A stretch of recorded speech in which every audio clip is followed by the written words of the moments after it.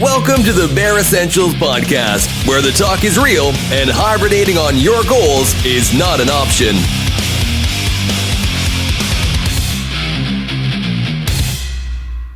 Hi, everyone. Thanks for tuning in. I am your host, Charles Wallace. I'm very excited to interview this next guest. He is the host of the Chasing Energy podcast, where he shares insights on fueling a life worth living. His focus is on providing sustainable health and mindset insights to people who are in search of an edge. So please, let's welcome Daniel Lucas to the show. Hi, Daniel. Thanks for joining the show. Really appreciate it. Glad to have you here. If you could you introduce yourself to the audience, please? Absolutely, Mr. Wallace. I'm Daniel Lucas by day and by trade. I'm a VP of Innovation, and I host a podcast called Chasing Energy, where I share tips on mindset, training, and nutrition to help people have more energy throughout their day. I'll just speak for myself, Daniel. When I saw your bio and I read a little bit about you, I said, I really need to have that guy on, because that's the stuff I need and that I'm interested in.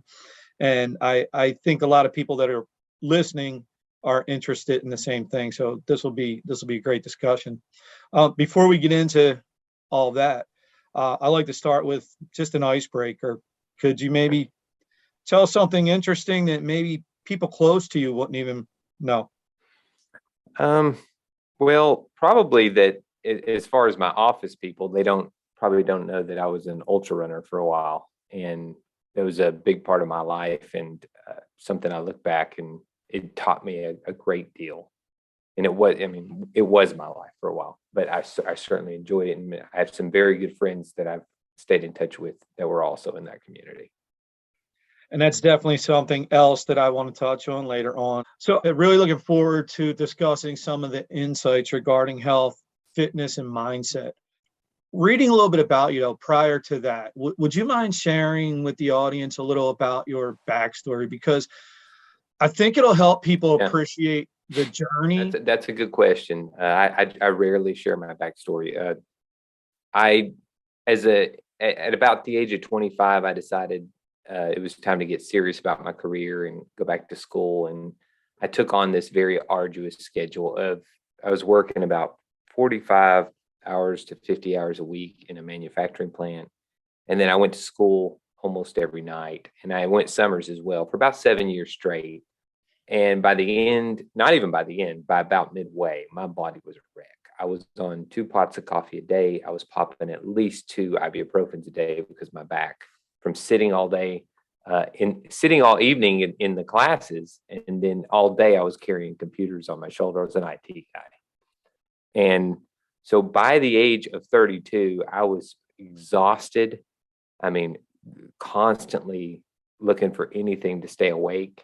Hadn't slept more than 5 hours straight in the longest time. And I just tell you, Charles, I looked extremely, extremely tired. Whenever I look back at pictures of me from that age, it's kind of sad. I'm in my, early 30s or late 20s, and I look terrible. So I made the decision, actually during my master's degree, that I was going to take my health a little more seriously. And it started off pretty casual with, just making sure I would take lots of walks and things like that. I eventually got peer pressured to sign up for a 5K charity. It was the first time I'd ran over a mile. Then I ran my first marathon about a year later. And then I got into trail running and Ironman and those type of endurance events. I was totally hooked, and it teaches you so much about what you're truly, when you, as Goggins likes to say, and the Navy SEALs like to say, when you think you're done, you're about 40% done. You've still got about at least 60% in the tank. And that I'd say that's one of the things I learned through the sort of arduous journey of endurance sports. Now you're speaking my language. I was even older. Around 47 is when I will say, I'll call it my rock bottom, where, I was 260 pounds at 5'5", and heart palpitations, had 2 herniated discs. And you really strike a chord with me, because I was 47. I need to change.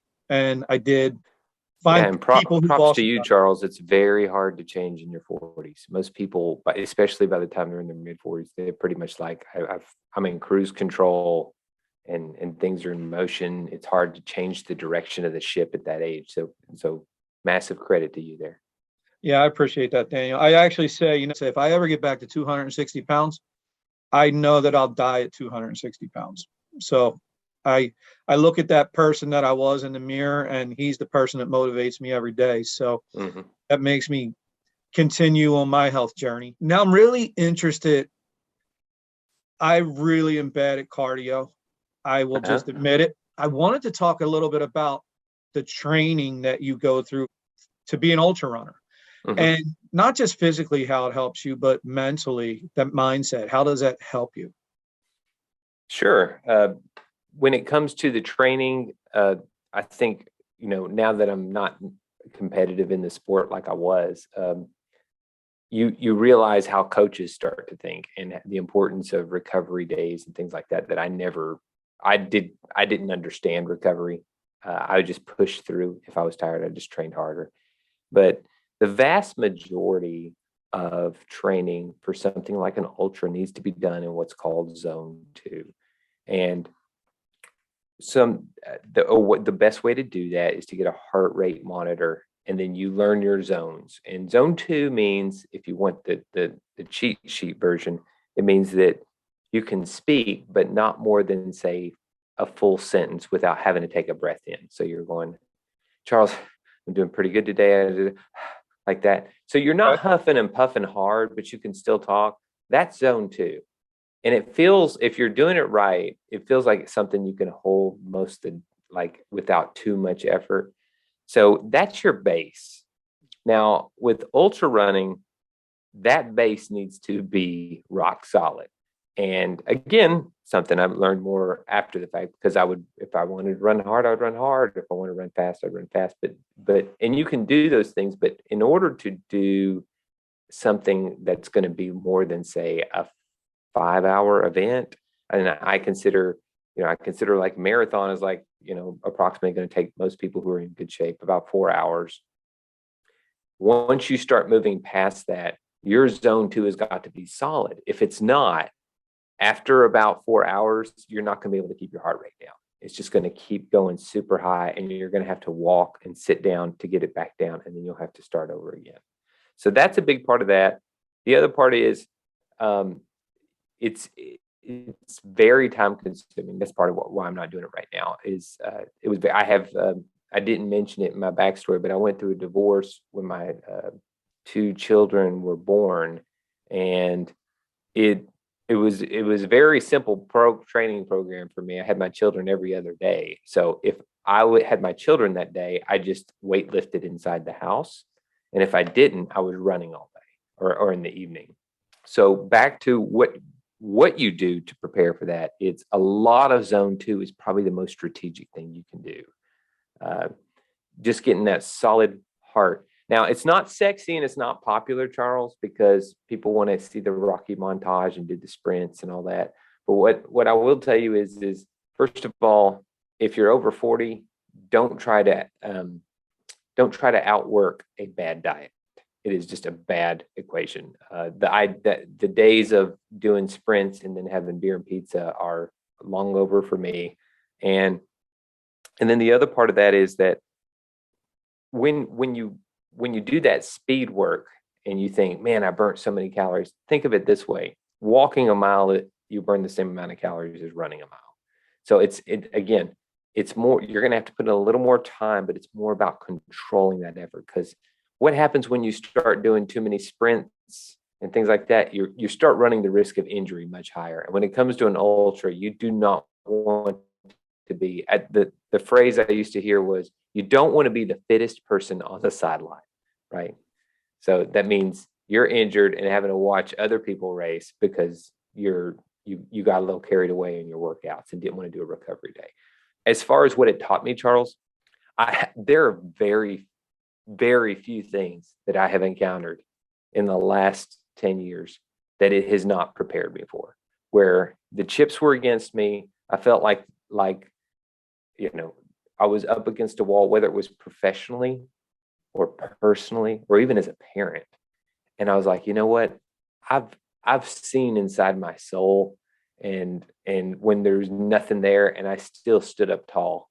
And that the phrase that I tell myself is, if you don't go to the well from time to time, you forget where it's at. And so when the challenges come, I draw back on that experience of, I know what it means to hold on to a tree just so you don't sit down. And, I know what it means to not be able to eat for 4 or 5 hours and continue to move. It's not something you necessarily want to do on a regular basis, but it does teach you what the term is referred to as grit, which is perseverance against adversity. And grit is something you cannot give to other people. It's not a gift you can give them. It is something they have to learn for themselves. There's no way to sit there and say, here, I packaged it up for you and gave it to you, buddy. You only get it through doing those very serious deep dives that challenge you in a way that nearly breaks you, but doesn't. I feel like we can train our mind somewhat, but I do feel like it is something that you have to experience and something you have to go through. I had to ask you, the Fat Dog 120-mile ultra run through the Canadian Rockies. Yeah. Let's talk about that a little bit. Sure. So when I turned, that's the only race I ever quit and threw in the towel. And by the way, I was more than happy to throw in that towel.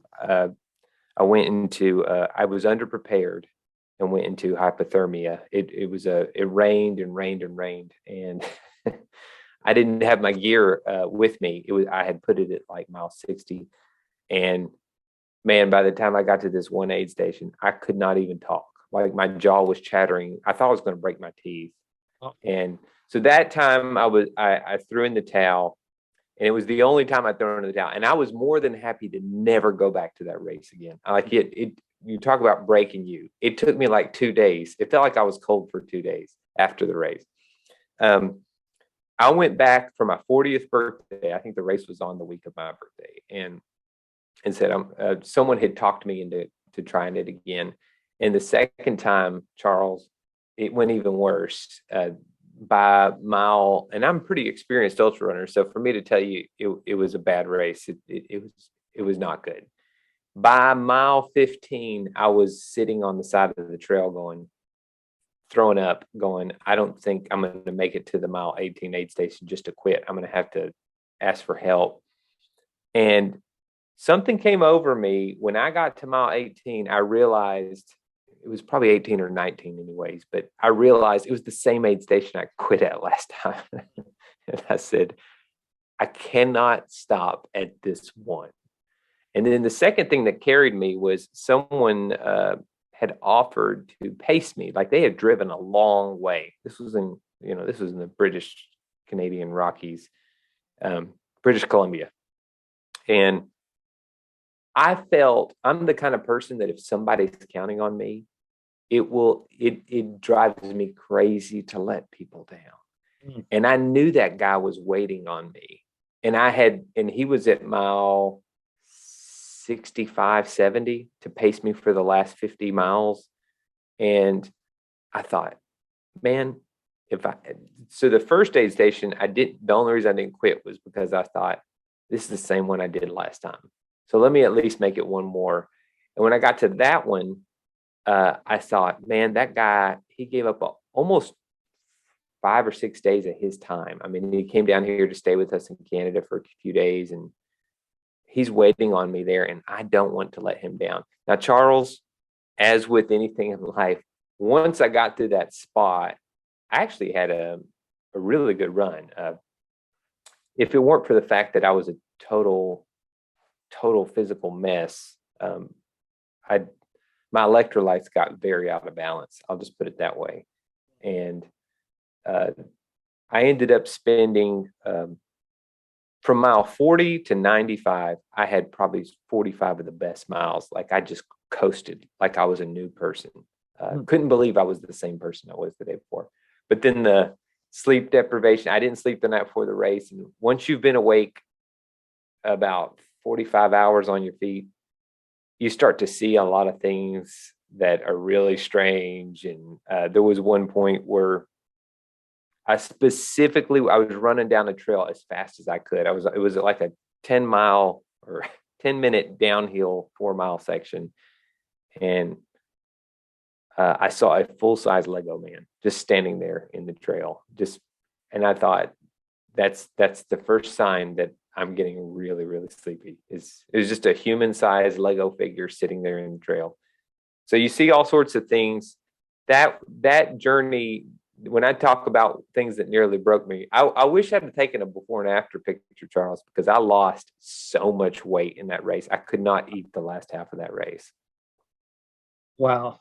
It's amazing, isn't it, that just something as small as maybe just being at the same spot as before, how that can spur you on. And I just the grit you talked about a little bit ago, the grit you show to just continue on. And that's really what I want for myself and what I'm hoping for my audience too.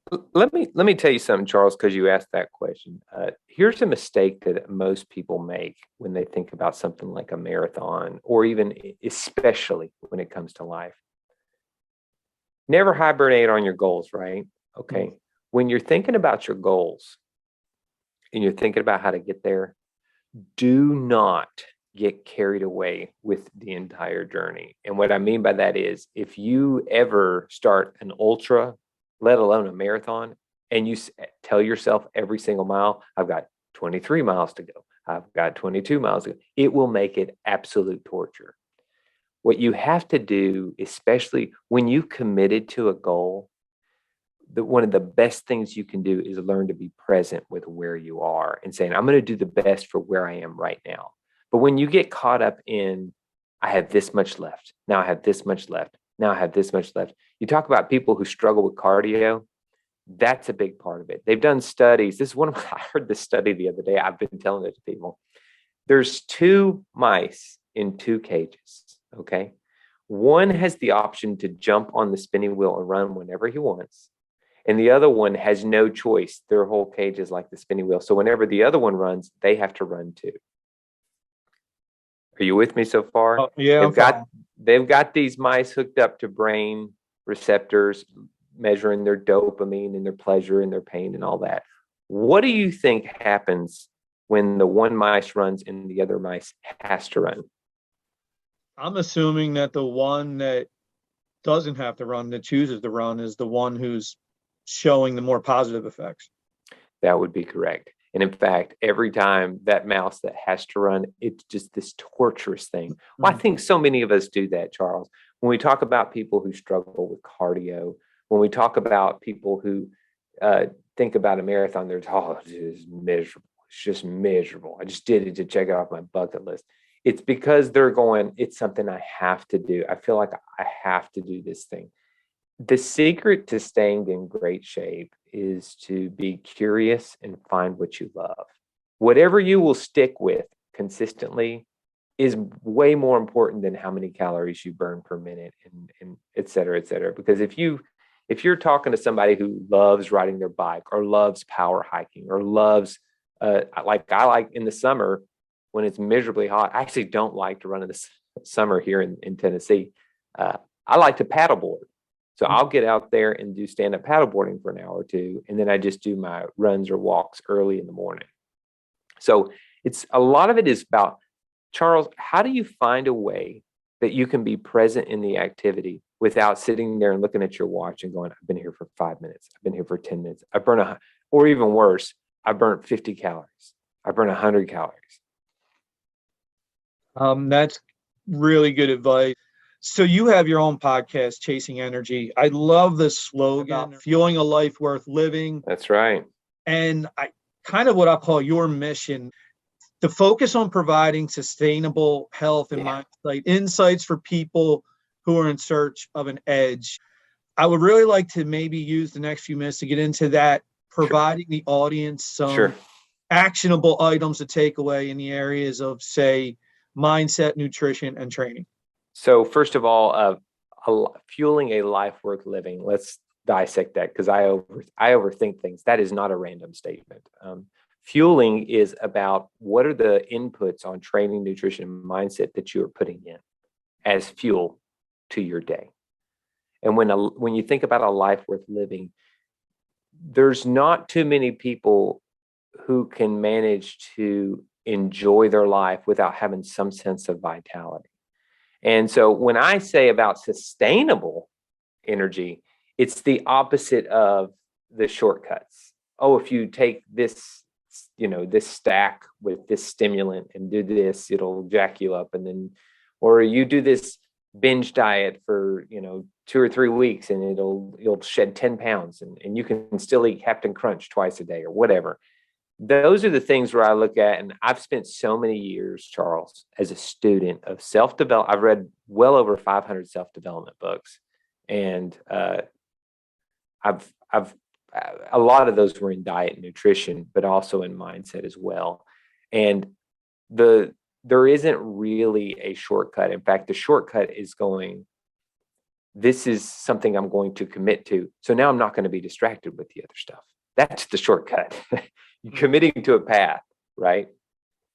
And so what I do on that is I'm not interested in gimmicks. I'm not interested in your, how to lose weight 30 pounds in 30 days.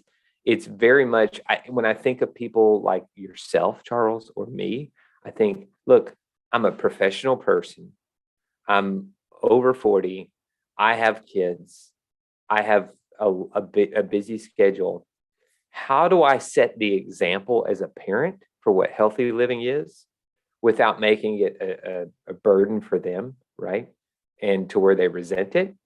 And then how do I find time to do that in a consistent manner that brings me joy? That isn't, like you mentioned, it's not something where you're on a hamster wheel and just going, oh my gosh, let's just get this over with.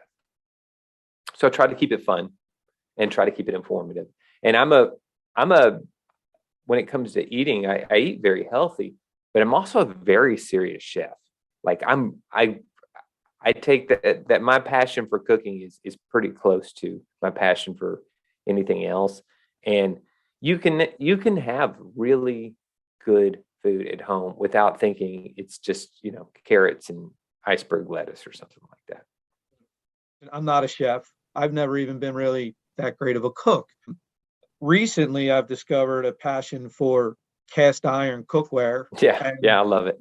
Yeah. Using cast iron. So I've noticed now, and my wife has started her own journey and she's doing amazing. But now between the two of us, really doing it together. And you mentioned about setting that example for our kids. Like we used to be that family that where I live at in the Philadelphia area, you could pick up the phone and order a pizza or any kind of food you want pretty much any hour of the day, right? So we've gotten out of those habits. My favorite part about it is whether it's steak, chicken, salmon, heat the pan up to about 500 degrees, then I'm about 10 minutes away from having my dinner. So nutrition, I feel like that's the biggest issue for people. Like I'll give you this example. My wife, who's done fantastic lately with her weight loss journey, a lot of her friends, other women now see that and they ask her, like, well, what are you doing? And you touched on this also. I feel like as soon as they hear it's not a magic solution, that she mentions, I'm eating healthy, working out, and not giving them that shortcut, right? They become very disinterested immediately. Yeah. And I think food's a lot of it. Anything that you've learned that maybe we could share with people to, help them, because I think that's a struggle. Well, that's a great question, Charles. And I'm not going to give you the answer that most people want to hear, which is you need to start with why it's important that you become healthy. Because if your reason is, well, we're going on vacation in a month and I want to fit in this bathing suit, I don't have a lot to add there, because then the binge diets are going to be a lot more appealing for that particular type thing. But when it comes to how to do this over a lifetime, now that I could definitely weigh in on. And that means you need to know and be able to state in very clear words to yourself and believe it, and then probably your partner, which is, Why is it important that I live a healthy lifestyle? If you don't know the answer to that, when temptation comes and we are surrounded by it, it's going to be a lot more difficult. If you read the book Atomic Habits by James Clear, one of the things whenever I would train people that I actually discouraged was people would say, well, if I do 5 hill repeats today, if I do these 5 hill repeats, then I can go out for ice cream, right? And I would tell them, if you want to eat ice cream, that's up to you, but don't make a reward for training, because it's what you're essentially doing is you're saying, I am 2 different people. I am one person that cares about their health, and I'm one person who doesn't. Now, it isn't the same as saying don't eat ice cream, because if you want to schedule ice cream night with your wife, that's up to you. But don't try to make it the reward when you train, because when you train, you're supposed to be saying, I, Charles Wallace, am trying to become this person. And when you put that as a reward, meaning as soon as we finish this thing, we're all going out to binge eat dinner. Well, what I have found is it's so much easier to eat the right foods and do the training, because I go, this is the person I am. I'm committed to my health. I'm committed to longevity. And when I have grandchildren, I want to be able to play with them. One of the famous doctors, Peter Attia, that I follow, an expert on longevity, says that when he's 85, he wants to be able to hold a 40-pound kettlebell. Now, he doesn't actually care about the kettlebell. The idea is that he can carry around his grandchildren when he's 85. So when you think about that, as talk about not hibernating on your goals, when your goal is that far out, then you have to say, well, who is the person I have to become and live like today? Now, when they bring donuts into my office, which they seem to do all the time, I am not nearly as tempted as I was when I was back in those days of school, where I was just constantly looking for some type of stimulus. I just need something to get me through this. Now I look at it and go, is that the kind of person, am I the kind of person who eats donuts? And the answer is no, by the way. It just so happens that donuts don't tempt me like they used to, but it's a lot less of a struggle. That's because the reason that it's easier to avoid that temptation now is because I know who I am, and I know what I want. And when it comes to things that include indulgences, Charles, like a dessert or something, it's not to say that I won't try something, but I also know the difference between how much of it I enjoy and how much I am eating just because it's there, right? And so I'm not so big on, say, going to buffets and stuff like that. I'm much more just enjoy the food, and that's a big part of it too. Like even at Thanksgiving now, I find myself going, how much of this do I enjoy before I'm just like eating it because it's here? And Right. it's not something you ever really conquer, but it's just something to be aware of. That's me now. I'm not as tempted by some of the things that I used to be, and I'm finding it easier and easier. And that Peter Attia, that what you said there, that is my why, right? I say to my wife all the time, I want to still be doing some of the things I'm doing now in my 80s, God willing, I make it there. Yeah, it's just I feel like that's my goal now, and I feel like that should be everyone's goal, is to not just for the short term, but for the long term. Yeah, and the long term stuff, it's harder to turn down indulgences when you're thinking about that far out. But for the shorter term, like what you're talking about, when you declined on going out for the dessert, I genuinely think, how am I going to feel 30 minutes after I eat this, or 2 hours after I eat this? And when I think about, like the podcast title, Chasing Energy, when I think about that, I go, what is going to give me the right amount of energy today? Okay. And if I gorge at lunch, it's going to be I'm going to be slow. I'm going to be groggy by 3 o'clock. I'm going to be looking for some type of like stimulant to get me to sort of shake it off and finish my workday. So I'm very conscious of not only the long-term goal, but also saying, how do you feel after you eat this? Even with my children, by the way, I like daughter ate a big cinnamon roll the other day, and not out of guilt or shame or anything. I said, I'm going to set my watch for an hour, and we'll see how you feel. She did not feel good in an hour. She was actually very cranky. And I said, you're not actually angry at me. You're you're going through a sugar crash. So you're tired. It's the only thing you've had today. And she's not dumb. She's a very smart kid, but children don't tend to associate how they feel an hour and a half after they ate something versus in the moment, right? So that's an easy sort of hack to say, when you look at food or you look at a menu or you think about going out for dessert, it's a good way to say is, how am I going to feel afterwards? As we grow, we look back at those things and go, I'm not the person I was back then. And this doesn't mean to me what it used to. So it's probably a sign that we're both evolving, Charles. And that's the goal, right? Evolve every day, trying to be, I always say to people, if I ever look in the mirror one day and say, I am the best version of myself, I have to change that and say, am I the best version of myself that I can be for today? Because tomorrow I want to be an even better version. Absolutely. And that's kind of how I'm proceeding through life at this point. So here, how can people get in touch with you as far as your podcast? If there's any other things Sure. you do? Sure. My name is Daniel Lucas. It's DP Lucas on Instagram. And then as far as Chasing Energy, I made sure it's available in pretty much every podcast platform. So I really appreciate you letting me talk about that, by the way. Well, Daniel, thank you again. This has been fantastic. Anytime, Charles. Enjoyed it, buddy.